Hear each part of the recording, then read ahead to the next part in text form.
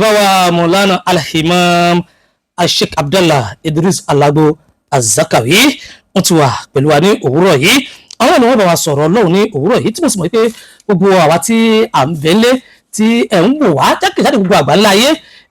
lórí TikTok ní Nàìjíríà l'Amẹ́ríkà ní London ní Dubai ní Japan l'Australia ní Ghana ní Mali ní Senegal gbogbo ní pátápátá náà ni mo fi àsìkò yìí mo fi ń kí gbogbo bẹ́ẹ̀ ṣe ń kọ̀wé sí wa iná ni àwa náà rí pé ẹ̀ ń gbádùn àbò ṣe ń lọ Ọlọ́run bọ̀ nífẹ̀ẹ́ nìkan kọ̀ wá sílẹ̀ ìjọba bàbá wa Sheikh Abdullah Idris Alagbo AZAKAWIY àwọn náà ló bá wa ṣe wá sí ní òwúrọ̀ yìí a sì máa kí wọn pẹ̀lú gbólóhùn tí ó ní àpọ́nlé jùlọ láyé ń bí àti ìjọba al-qiyamah gbólóhùn wípé assalamu alaikum wa rahmatullahi wa barakatuh. Wa alaikum salam wa rahmatullahi wa barakatuh. tó nígbà tá a ti kí bàbá kí ni wọ́n fẹ́ bá wa sọ̀rọ̀ lé lórí iná ni a pè ní àgbékalẹ̀ wáàsí lásìkò yìí Allahu Akbar àgbékalẹ̀ wáàsí lásìkò yìí ẹ rí i pé yorùbá tó kí ni ẹ mọ̀ á wò pé àkọlé wo tún ní àgbékalẹ̀ wáàsí lásìkò yìí ọ̀dà bàbá bàbá wọn náà rọ̀ bàbá ó sì tọ̀ wá sọ́nà ṣùgbọ́n kó tó di pé wọ́n tọ̀ wá sọ́nà mímọ̀ sọ pé bàbá ò gbọ́dọ̀ bẹ̀rù o wọn ò gbọ́dọ̀ fòyà wọn ò sì gbọ́dọ̀ fi gbàkọ̀ bọ̀kan nú à ń fẹ́ òtítọ́ à sì ń fẹ́ òdodo a sì fẹ́ mọ̀nà ńlá ṣe ni kó wá ṣe wáàsí fún wa. A'udhu billahi minash shaitanir rajim. Bismillahir rahmanir rahim. Alhamdulillah wassalatu wassalamu ala rasulillah wa ala alihi wa ashabihi wa man tabi'ahum bi ihsan ila yawmil qa'illah. Naam, láì ní dènà pinnu wọ́n ní kí a wá bára wa sọ̀rọ̀ lórí àgbékalẹ̀ ọ̀rọ̀ àbí àgbékalẹ̀ wáàsí lásìkò tá a wà yìí ṣé bí wáàsí bá a ṣe ń gbé wáàsí kalẹ̀ lásìkò yìí ṣé bẹ́ẹ̀ náà ni wọ́n ń gbé kalẹ̀ lánàá. Allahu Akbar. Ṣé bí àwọn yẹn ṣe ń gba Islam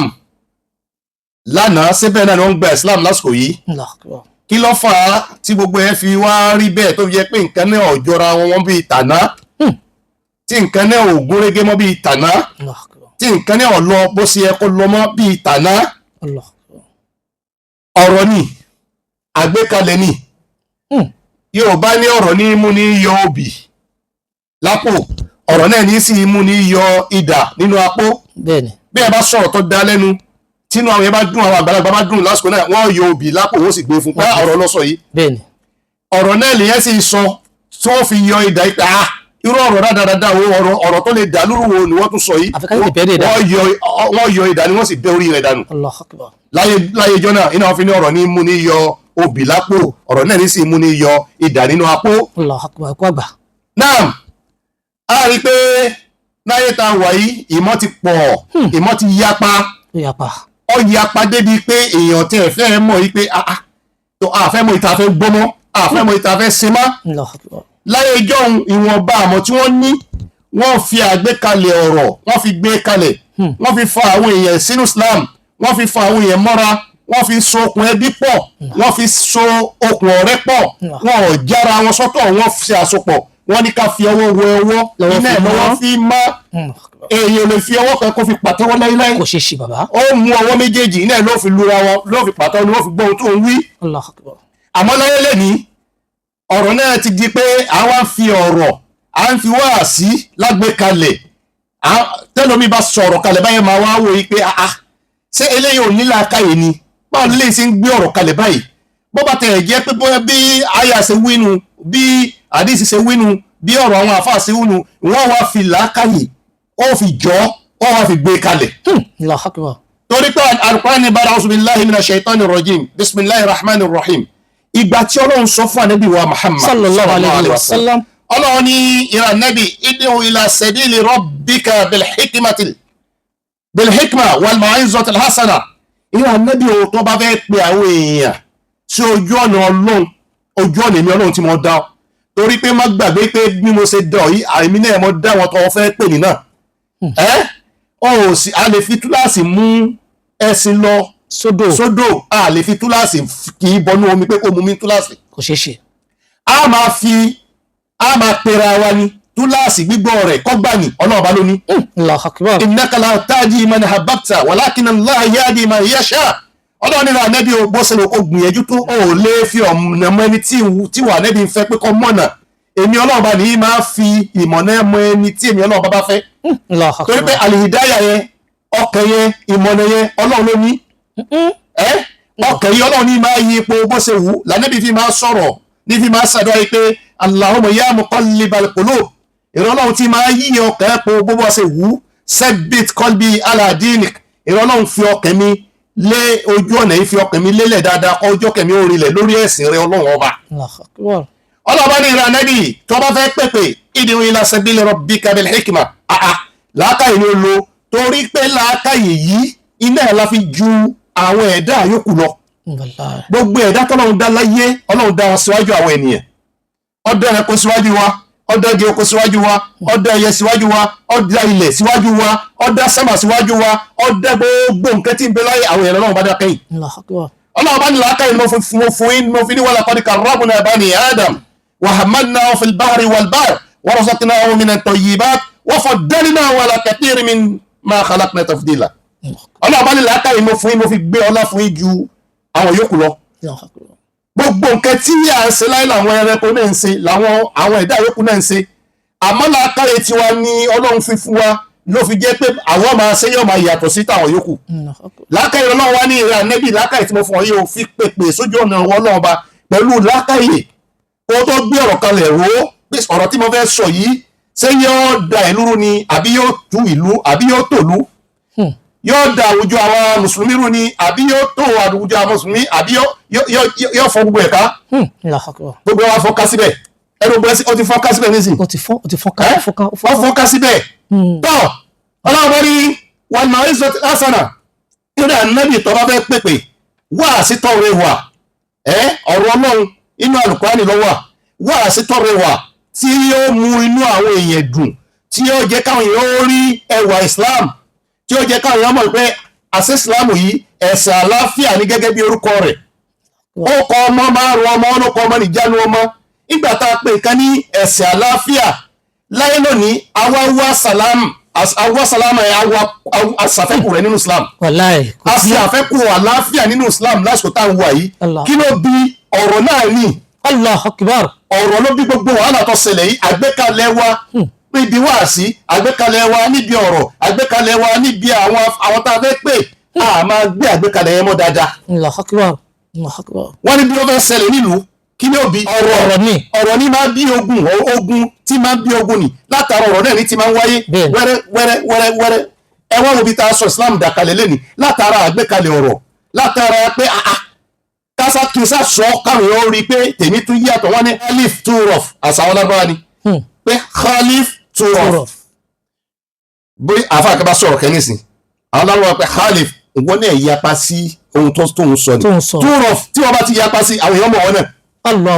ìwọ náà ohun tó sọ yí ọ̀rọ̀ yẹn padà bẹ́ẹ̀ káwọn èèyàn mọ̀ wọ́n náà ohun tí à ń bá kí láyé lónìí khalif too rough pé báwọn bá lọ báyìí èmi náà ọ̀gbìn gíláàsì mọ̀ pé ibi tí wọ́n ń lò ní ọ̀nà ni àmọ́ wọ́n yí apá tiẹ̀ lọ́tọ̀ káwọn yóò fi lè dáhùn náà mọ̀. bọ́ọ̀ náà ni mọ̀. Khalif too rough ní làǹbà kíláyé lẹ́nu. pé kí ni ó yí apá sí ọ̀nà ẹ̀mí káwọn yóò lè dá èmi náà mọ̀. ọlọ́ba ní pèpè ìrẹ́ níbi pèpè sí ojú ọ̀nà àwọn ọlọ́ọ̀ba pẹ̀lú làákàyè àti wàásù tó rẹwà. nígbà tí ọlọ́ọ̀ba tún sọ nínú àyè mi tí tún bá níbi sọ̀rọ̀ ọlọ́ọ̀ba ní ya ayyuhal ladhina amanu mo pèrè ànẹ́bí àtàwọn tí wọ́n tẹ̀lé ọ àti gbogbo Islam tí wọ́n nígbàgbọ́ pẹ̀lú èmi ọlọ́ọ̀ba tẹkúnláhà ọlọ́ọ̀bá ni ẹ̀páyè mi ọlọ́ọ̀bá o pẹ̀lú gbòǹkẹ́ tẹ́ bá ń ṣe ẹ̀páyè mi ọlọ́ọ̀bá níbi ọ̀rọ̀ tẹ́ bá ń sọ ẹ̀páyè mi ọlọ́ọ̀bá níbi wáàsí tẹ́ bá ń ṣe ẹ̀páyè mi ọlọ́ọ̀bá níbi gbogbo àràkáàtì gbogbo ǹṣe sí tẹ́ bá máa ṣe láàrin ara yín ọlọ́ọ̀bá ní waqulu qawlan sadida Allahu akbar ẹ̀rí pé ọlọ́ọ̀bá mọ̀rọ̀ sọ àwọn àmọ̀rọ̀ gbọ́ ayé Al-Qur'ani yìí tí mo kà lákọ̀ọ́kọ́ ẹ̀ tó lọ sọ fánẹ́bì èyí tá a tún sọ yìí náà ayé Al-Qur'ani ni gbogbo àwọn tá a sì ń ṣe wá sí gbogbo àná kọjá lórí àwọn ayé yìí ọlọ́run ní waqulu qawlan sadida ẹ máa sọ̀rọ̀ tó da jáde lẹ́nu ànábì ọlọ́run bá sọ̀rọ̀ yẹn àtàwọn àlèhùnmá rẹ̀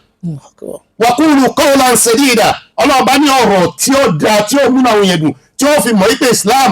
ẹ̀yin náà wo iye ẹ̀sìn tí ń bẹ lọ́wọ́ lẹ́nu. bàbá kò ṣe ká o. ẹ̀sìn yapa tá a bá wá sọ̀ra bí gbogbo ẹsẹ̀ ń lọ yìí àwọn èèyàn wa rí i pé bàbá sí Islam á sẹ̀sìn ní. wàláì. à ń sọ wípé ọlọ́ọ̀bá ní nàìjíríà inda Allah Islam pé ẹ̀sìn tọ́lọ̀ ọbọ̀ gbà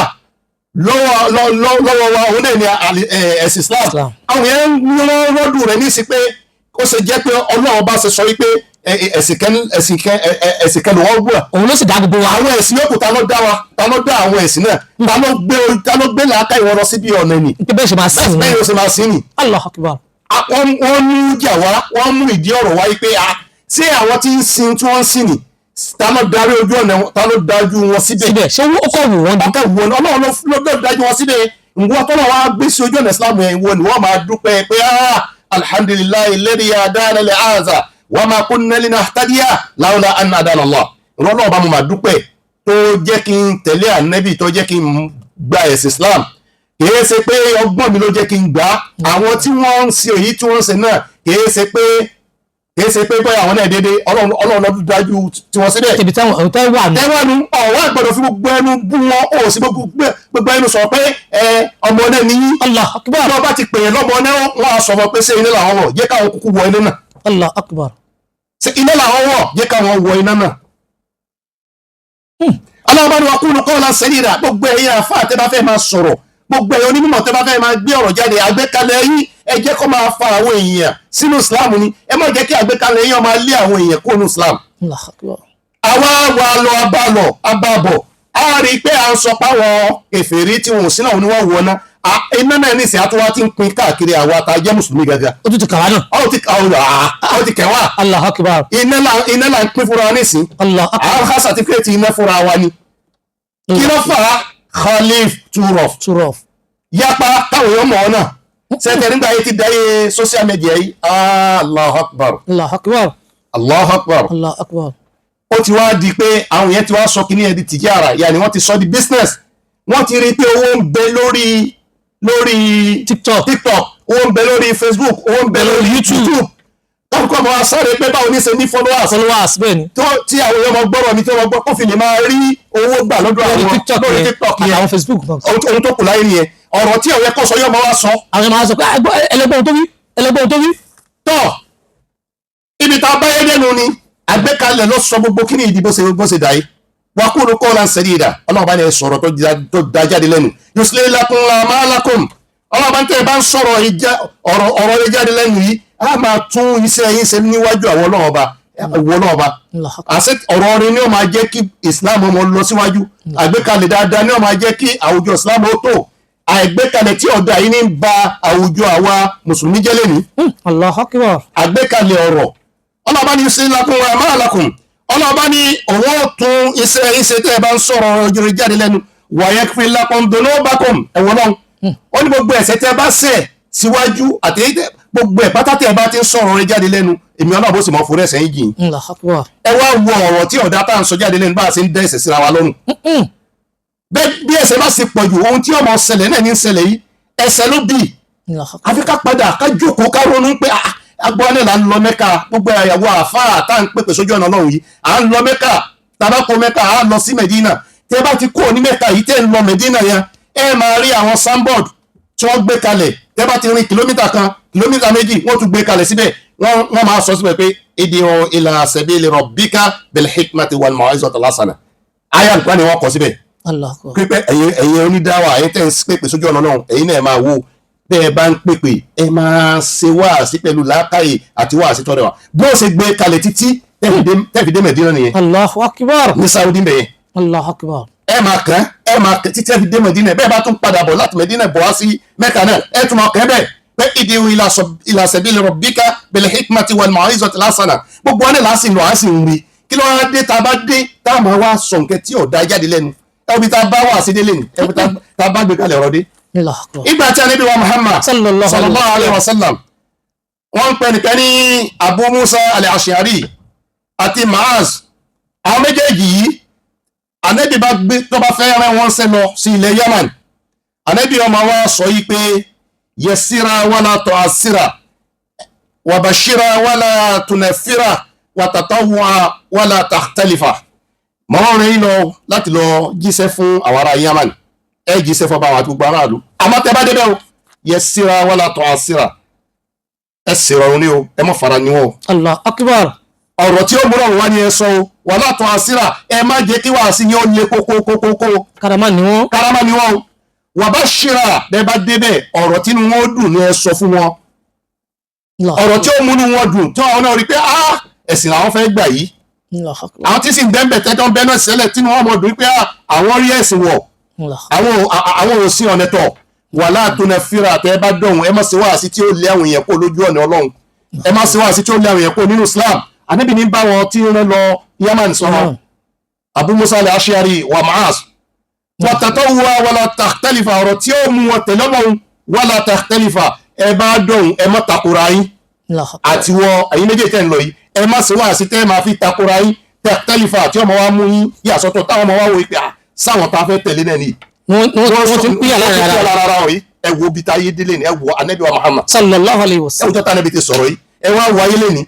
wala takhtalifa ikhtilafu yẹn ọwọ́ pọ̀ ó ti yapa débi pé gbogbo ẹ ti pín yẹlẹyẹlẹ àgbékalẹ̀ ìyọ̀wọ̀ yìí bí ṣe ń ṣẹlẹ̀ lọ́dọ̀ àwọn onísúnnà bẹ́ẹ̀ náà ní ń ṣẹlẹ̀ lọ́dọ̀ àwọn táǹpẹ̀rẹ̀ ní Súfì lé àgbékalẹ̀ tí ọ̀dà ìgbà táwọn afá sọ yí pé fọ́tò ọ̀dà pẹ̀lú ọba ìyá fọ́tò yọ wọná Allahu Akbar àṣẹ inna rabbaka labil mirsad àṣọ́nà olùgbọ̀n wo kó wá ni àṣẹ́ta pàkútẹ́tọ̀ dẹ kalẹ̀ àṣọ́nà wọn padà kó sí ńgbà ya ọba ní wọ́n fẹ́ fún àfà láwọ́ọ̀dù ńgbà tí ó dọ̀hùn wọn bá ya fọ́tò wọ́n gbé fọ́tò jáde láyé máa ń pẹ́ ánàkùnmùlà dókítà sẹ́gbẹ́ yẹn lẹ sọ pé ẹni ọba ya fọ́tò yọ wọná èyí wá ń kọ́tà ń ṣe bàbá bá tún lọ́rọ̀ bẹ̀rẹ̀ ọwọ́ afẹ́ yí rẹ̀ kó nínú ó ní kìí ṣe pé kìíní ọ́sá lọ́rọ̀ yẹn bẹ̀rẹ̀ bí n ṣe sọ fún ìkẹrin làwọn èèyàn tí wọ́n padà kó lẹ́yìn ẹni táwọn wí kíkà àṣẹ ìsìn wa lónìí. wọ́n sì ní láti sọ pé èmi ìyá fọ́tò mọ́ yà mí fọ́tò. ó gbọ́dọ̀ sọ nígbà tí wọ́n ti lè sọ pé ẹni ọba ya fọ́tò wọn náà. tó bá dẹ̀ sọ bẹ́ẹ̀ láàrin òun pé ẹ mọ́ yà mí fọ́tò tó ń padà yà ń fọ́tò àwọn èèyàn mọ̀ pé ọ̀sọ̀ tiẹ̀ ó kọ̀. àmọ́ ń gbọ́ jẹ́ pé ìfẹ́ ńlá ń lò. àáfàá tó sọ pé wọ́n bí àáfàá léèrè wípé ṣé ẹ lè fẹ́ tẹ̀bùlíìgì ó ní rárá ọmọ obìnrin ọgbọ́dọ̀ fẹ́ tẹ̀bílíìgì àmọ́ ṣé ẹ lè fẹ́ kírísítẹ́nì ó ní ẹ lè fẹ́ kírísítẹ́nì. bàbá ẹni sùúrù àwọn tẹ̀bílíìgì wọn àwọn ọjọ́ kan ní ìsìlámù làwọn náà. iná ìlà ń bá mùsùlùmí ni wọn. iná ìlà fi ń sọ yìí pé gbogbo ẹ ó ti fọ́ká síbẹ̀. ó fọ́ká o. àwọn tẹ̀bílíìgì yìí tí ẹ bá wo ìgbìyànjú wọn lójú ọ̀nà islam kò tí ì sí ìjọ inú ìjọ islam láyé tí wọ́n ń ṣe wàhálà ní bí àwọn tẹ̀bílíìgì ṣe ń ṣe wàhálà. tẹ̀bílíìgì ni ó rí pé àárín yẹn mọ́sálásí wọ́n wà lọ́lé tẹ̀bùlẹ́gì ní ó rí pé ẹnìkan ọ̀gbádùn tó jẹ́ mùsùlùmí wọ́n sì náwó lọ́sítù tẹ̀bùlẹ́gì ní ó rí pé ẹnìkan báyà ẹbí pa wọ́n wọ́n ẹ̀bí wọ́n ṣe sèrè lọ́wọ́ fún tẹ̀bùlẹ́gì ní ó rí pé ẹnìkan kú opó wọ́n mọ̀ wọ́n ẹ̀bí wọ́n ṣe máa là fún opó yẹn lówó. àwọn ẹni yìí àwọn là ẹ̀ sì lè bó tẹ̀bùlẹ́gì láyé kí tẹ̀bùlẹ́gì ó bínú tàbí kí tẹ̀bùlẹ́gì ó ṣépè tí ó lánàá rẹ̀ tẹ̀bùlẹ́gì ò ní ṣe bẹ́ẹ̀ wọ́n ń ṣe àwọn ìṣímà abá wọn kópa nínú ìsímà tí wọ́n ṣe ní Ṣakí ní oṣù tó kọjá ẹ̀ tí èyàn bá débẹ̀ ẹ̀rọ pé wà ní ẹ̀rọ bí àràfà lórí níbi tí àwọn yẹn pọ̀ dé kí wọ́n ṣe pàwọn tẹ̀blíìgì kan ní bẹ́ẹ̀ kódà gbogbo àyín àìsàn sí tẹ̀blíìgì kẹrin làwọn àfáà tí wọ́n wá bẹ̀ tí wọ́n ṣe tẹ̀blíìgì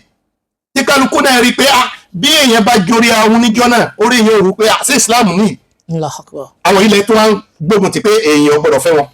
wọ́n àgbọ̀dọ̀ fọmọ fún tẹ̀blíìgì. ẹwọ àgbékalẹ̀ ọ̀rọ̀ wọ́n bí àfáà léèrè bí ní èrè ọ̀rọ̀ nípa ẹ̀sìn àfáà bẹ̀rẹ̀ sí ṣépè fún wọn ni ṣé àdébí ṣépè fáwọn tí wọ́n bèèrè ọ̀rọ̀ lọ́wọ́ rẹ̀ ni ṣé bá ṣàlàyé ẹ̀sìn fún wọn ni. àgbékalẹ̀ wa ó ti ń jẹ́ káwọn èèyàn máa pọ̀ nínú Islam àgbékalẹ̀ wa ó ti ń jẹ́ kí àwọn èèyàn máa rí Islam yìí gẹ́gẹ́ bí pé ṣe bẹ́ẹ̀ ní ẹ̀sìn àlàáfíà ni àlàáfíà dà nínú Islam yìí. ojoojúmọ́ ogun wàhálà. ẹgbórí kínní ẹ̀rọ àwọn àfáà tí wọ́n ń takora wọn tí wọ́n ń búra àwọn tí ẹ̀sìn Islam wọn wá pé tó ẹ̀yin náà rí o ẹ̀sìn àjòjì tí wọ́n gbé wá ẹ wàhálà tí wọ́n ṣe fún wa ẹ wò láyé lè níyì ǹjẹ́ eléégún ó lè máa lọ tí ó máa lùlù tí ó sì pàdé tó bá dé mọ́sálásí mọ́ láyé táwa yìí. kò sí ayé àtijọ́ ní ayé àtijọ́ tí eléégún bá ti dé mọ́sálásí báyìí wọ́n pàlù wọn ni wọ́n ò fún mọ́sálásí ẹni kíni lọ́wọ́ rẹ̀ wọ́n ti mọ̀ pé ilé Ọlọ́run làwọn wà yìí. lẹ́yìn yìí àwọn eléégún pàlù tó bá dé mọ́sálásí mọ́. nígbà kan tí àwọn eléégún bá bímọ àwọn àfáà ni wọ́n lọ pè pé àmọ̀sí tí ó sìn ẹ bá sọ lóko Islam àwa arínú àwọn ọmọ tí wọ́n sọ lóko Islam yìí tó yẹ pé ní wọ́n padà gba gbogbo wọn ojú ọ̀nà Islam wọn wà lẹ́nu ẹ wá wo bí àwọn náà ṣe ń ṣe igi táwọn ń sọmọ lóko ní tẹ́ bá dé ìgbàlẹ̀ eégún lẹ́ni bẹ́ẹ̀ làwọn náà ti ń ṣe àwọn náà ti ní àfa àgbà tí ó sọmọ lóko wọ́n ti láàfà tí ó ṣe útúbà wọ́n ti láàfà tí gbogbo ẹgbẹ́ làwọn ẹ̀ṣẹ̀ nìsí kí ló fà àgbékalẹ̀ wa ló jẹ́ káwọn orí pé ọgbọ́ bí kinní kan bá lóun orí kinní kan èmi náà orí àwa náà lójú ọ̀nà tiwa bá a ṣe ń ṣe láwọn náà ń ṣe wọ́n làwọn eégún wọ́n pẹ́ àwọn tí wọ́n sọmọ lóko nìsín àwọn náà ní bàbá wa eégún ọ̀jẹ́rìndé àwọn wọ́n sọmọ lóko wọ́n sì sọ lóko wọ́n ṣe tó dùn débi pé báwo pé ibi abáyédé ni àwọn tá ń pèpè sójú ọ̀nà ọlọ́wọ́ ẹja ṣe pẹ̀lẹ́pẹ̀lẹ́ bá ṣírú wọlá tó nẹ́fẹ̀rù ẹjọ́ àwọn yẹn ní pẹ̀lú wáàsí ẹ má lé àwọn yẹn kó lójú ọ̀nà ọlọ́run gbogbo ìmẹ́ ó ti pọ̀ jù ẹgbẹ́ yẹn ló kú tá ìkú tí gbogbo yẹn ń banú jẹ́ àwọn yẹn ń banú pé irú ọmọ yìí sì kú lásìkò tí ráwọ̀ yẹn tẹ̀ ìwọ àfáà tó wá gbé wáàsí jáde níjọ́ kejì wípé ẹni tó kú yìí iná ní lọ mùsùlùmí ẹgbẹ́ rẹ̀ torí kí ló ṣe o kí ló dé ìwọ tó ń sọ pé yẹn lọ nílẹ̀ ẹni ó kú láàrin ǹjẹ́ wọ́n ti mọ bí tí wọ́n parí tiẹ̀ sí ta ló lè fọwọ́ sọ̀rọ̀ yìí pé bí èsè ń bá lọ yóò ń tẹ̀sán Islam Allahu Akbar kò sí lànàbí fi ní fàíṣà asibáta fala tẹ̀ntẹ́sọ̀rọ̀ masa wàíṣà amsaita fala tẹ̀ntẹ́sọ̀rọ̀ sọ̀rọ̀ ànábì tó bá jí láàárọ̀ bó ṣe jí yẹn má rò pé bẹ́ẹ̀ lọ́ba kalẹ̀ àmọ́ ẹni tó jí láàárọ̀ pẹ̀lú àlàáfíà nígbà tí ilé èso ọ̀padà dẹni tí ò lálàáfíà mọ́ àyẹ̀ni tó jí láàárọ̀ pẹ̀lú iman pẹ̀lú Islam nígbà tí ilé èso ọlọ́ọ̀ba yughayyiru Allahu min hali ila hayyi alisha ọlọ́run ayé nǹkan pẹ́ bó ṣe wù ọlọ́run da ọ̀nà ìrúmọ lọ́wọ́ àrí àfáàlẹ́ni ti ní pàtàkì church àti rí àfáàlẹ́ni tó yẹ pé ní ó ti di pásọ̀ àti rí àfáàlẹ́ni tó yẹ pé náà tẹ̀lé òun sí àti Islam àti kírísẹ́nì òun sí kankan mọ́ òun lọ́lẹ́lẹ́bọ ni kí ló dé àwọn awo àtiwá àlà tọ́lọ́ ń bá ṣe dáadáa fún wọn dúpẹ́ etí ẹni má wọ pé bí wọ́n ṣe rí ẹ ọmọ ṣe dé bẹ́ẹ̀. dandan ni pé kẹ́lẹ́ mi gbọ́dọ̀ rí bí wọ́n ṣe rí wọn. bá a ṣe ru wàhálà tó náà fèrò ẹja ṣe wà sítọ́ rẹ̀ ẹja fọ ọkàn àwọn èèyàn sínú Islam ẹ wo bí wọ́n ṣe ń yẹ ìyá nẹ́bí lẹ́nu. látara àgbékalẹ̀ àwa mùsùlùmí àwa àfáàtà ń pèpè sójú ọ̀nà ọlọ́run bá sì ní tọ́ má bu ọlọ́run ọba àwọn tí wọ́n ń sin nǹkan ẹ̀mí yẹn torí èyí táwọn rí ní ọlọ́run bá nìyí. fàyẹ́sùmù láha bìgẹ́rì ìlìmì àwọn náà bu ọlọ́run ọba tiẹ̀ torí pé wọn ò mọ̀ wọn náà jẹ́ kí wọ́n mọ̀ bí wọ́n bá ti bu ọlọ́run ọba yẹn wọ́n tó sọ pé bàbá mi ọ̀dà èmi náà sọ pé bàbá tiẹ̀ ní ọ̀dà nígbà tó sọ pé ọlọ́run ọba wọn tó ń bu wọn náà padà bu ọlọ́run ọba tiẹ̀ náà ẹ̀wọ̀n ló ń pe Allah lẹ́ni wọ́n ní Allah sìgìdì kẹ́ni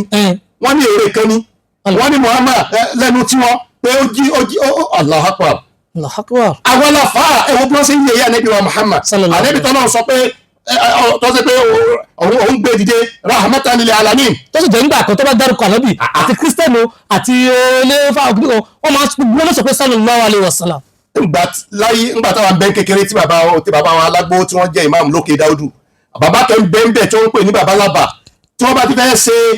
mọ́lídì báyìí bàbá lábà yẹn òun yóò kọ́kọ́ débi ìjókòó mọ́lídì àjọ ìjókòó tá a fi parí mọ́lídì ni gbogbo àwọn ọmọ rẹ̀ ló ti di Islam lẹ́nu. ayé ìsinsin ni bàbá rí bàbá wọn ẹgbẹ́ kó bá ẹgbẹ́ ní la ilaha illallah. tó bí gbogbo ẹ̀sìn wá rí nìyẹn ẹbí tá a sọ Islam dà ẹ dákun jàmáà èyí ó ti ń pọ̀ jù èyí ti ń pọ̀ jù ìdáyà ọlọ́run ní ìdáyà ọlọ́run ní fọ́ọ̀nù ẹmọ yẹn ọlọ́run ní fọ́ọ̀nù ẹmọ ní fi ọ̀nà ẹmọ ẹ̀dá ní fọ́ọ̀nù ẹmọ ẹrú ẹ̀ ìwọ́n òwú ni ọlọ́run bá ní fi wọ́n mọ̀nà ẹ wá wó lé ni lọ́dọ̀ àwọn tá a wá pè ní súnà yìí gan àwọn gẹ́tọ́ àti ìyapa láàrin ara wọn. Allahu Akbar. àwọn gẹ́lẹ́ òtún wá gbọ́ra wọn yé látara pé kí ni ó bòrò yẹ àṣà pé èmi ní jẹ́ ọ̀gá ìwọ náà jẹ́ ọ̀gá ẹ wo bí tá a sọ gbẹ lónìí. àwọn náà òtún gbọ́ra wọn yé wọn gbà fúnra wọn. Allahu Akbar. ẹ̀rí tá a bá Islam àgbékalẹ̀ ọ̀rọ̀ wa ilé ẹni ń fa gbogbo kìíní yìí ẹjẹ tó fi kẹsí yóò pé kí mo tó fẹ́ rí ẹ ṣáwó láyé ìgbà kan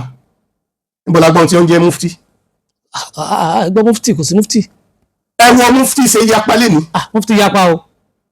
mufti yapa ẹ máa wọ pé ìfá wo ló ń ṣe gẹ̀ fátíwà wo gẹ̀ ni wọ́n ń ṣe gẹ̀ mufti oyè yẹn wá di oyè fáàrí ayé jẹ mufti títí wọ́n jẹ mufti orí WhatsApp mo gbé mọ́tò mi lọ lé mọkálíkì ńjọ́ kan nígbà tí tẹni ó di ọmọ pé mufti nígbà mo bá ní mufti èwo ni ó ní mufti àwọn mọkálíkì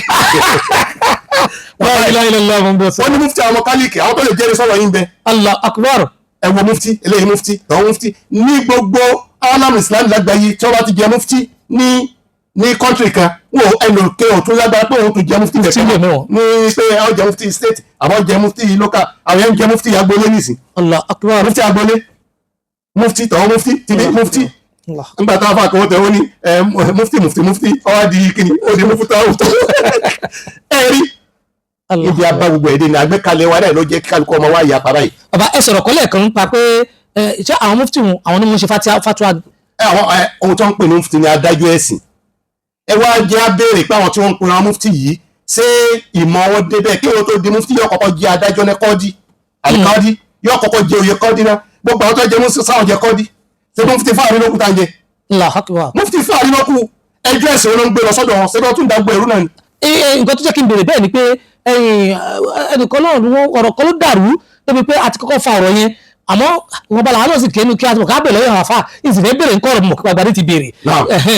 wọ́n ní mo ṣe ń bẹ̀rẹ̀ fatwa àwọn àti hadith wípé wọ́n ní àfa náà sọ àfa àgbà ni o wọ́n ní gbogbo ẹni tó bá ti ń fi rẹ́ nǹkan rẹ́ǹtì tó ń fi tẹ́ǹtì rẹ́ǹtì òun fún àga rẹ́ǹtì òun fi sonorization speaker microphone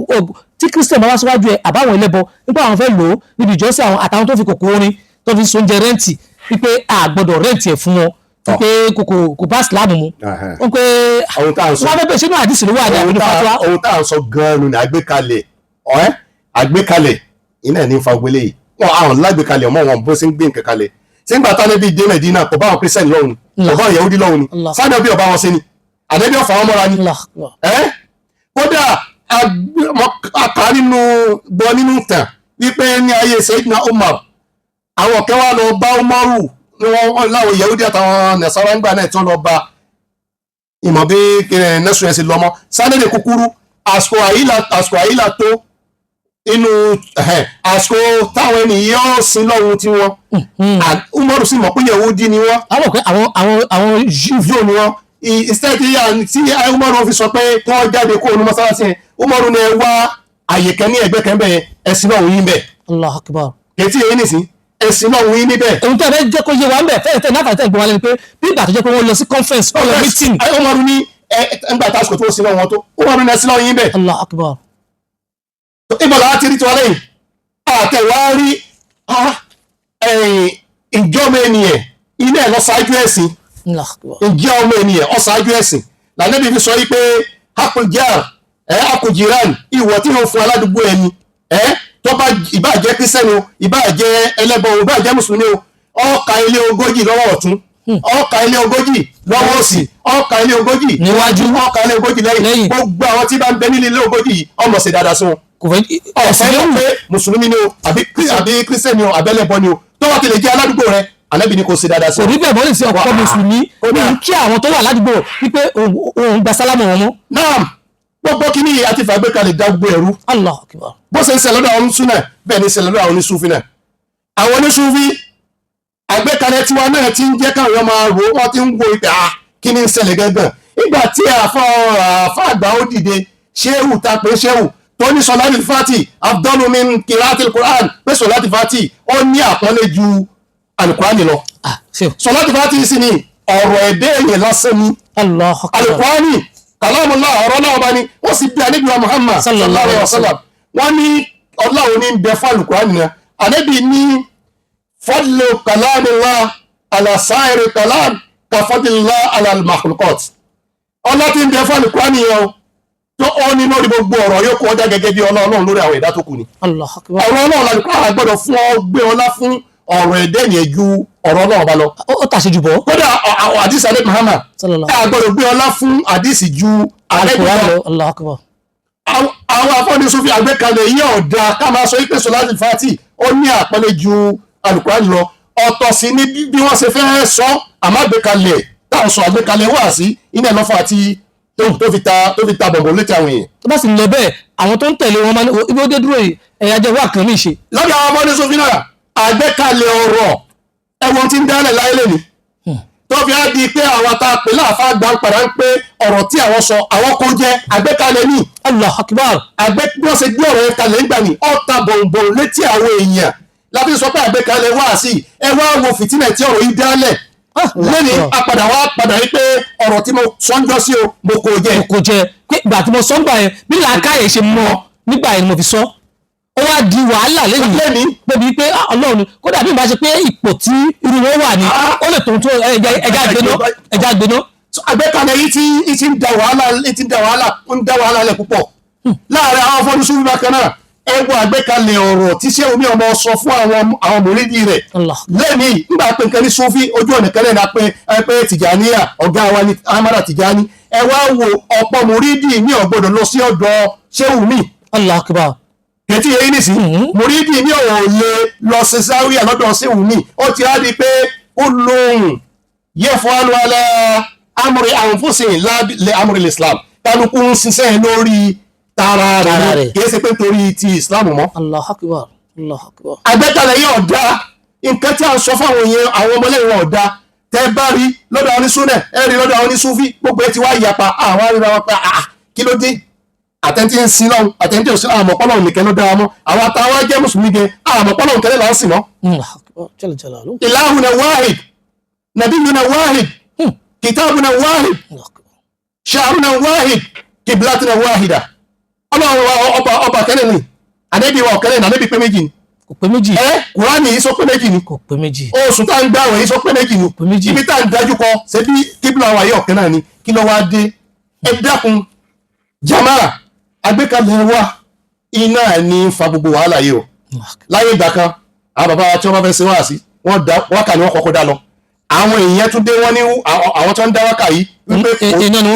kò sínú Islam kí wọ́n dá wákà ẹ̀yin tẹ́ wá sọ pé ò sí wákà kí ẹ̀ máa dá wákà nínú Islam àwọn náà wá tún ṣe àwọn wákà jáde lásìkò tá a wà yìí. Allahu Akbar. nígbà tó ń gbọ́ pé kíní kan ara ẹbọ ni káṣó kíní kan. wákàtí ló ń dá wọn. kódà wákàtí ń dá yìí níjọ ọmọ jókòó mo gbọ́ orin yẹn títí mo gbọ́ pé bá a rí lefty salami ló yí padà yìí. lefty salami yìí ọ̀hún sákàrà sí ni. bá a rí ọ̀hún sákàrà yìí náà ló yí padà lọ́sọ̀ọ́ di ààrẹ ẹbọ ni kíní kan ààrẹ ẹbọ ni tẹ bá lọ gbọ́ lefty salami yẹn ẹgbà tí ń pe àwọn olóyè Èkó ń pé kíní kan olóyè kíní yẹn tẹ bá gbọ́ ẹ̀ báwọn rí inú yí padà yìí ẹ̀sìn náà tí wọ́n ń dá wákà wípé wọn ò rí wọn pé wọn wọ ná. ẹ̀yin sì bẹ̀ sí dá wákà. wákà náà lẹ́nu dá yìí wákà náà ni wọ́n dá yìí.